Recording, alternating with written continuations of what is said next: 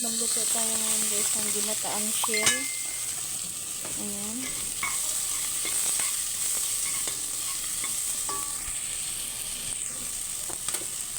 Ginataang shell guys.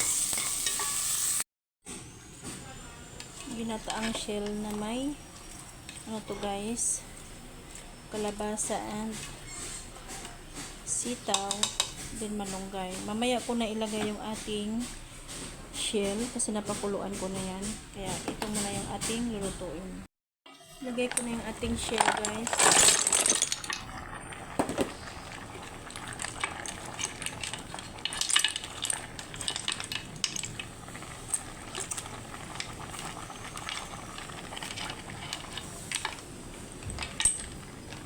Ayan, hanguin na natin.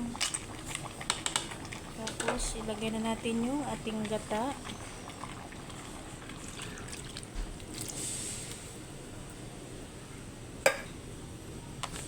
Pakuluin muna natin guys. Ayan na guys, luto na yung aking ginataang shell. Ayan. Ayan. Pwede na to guys. Ayan, bye bye. God bless.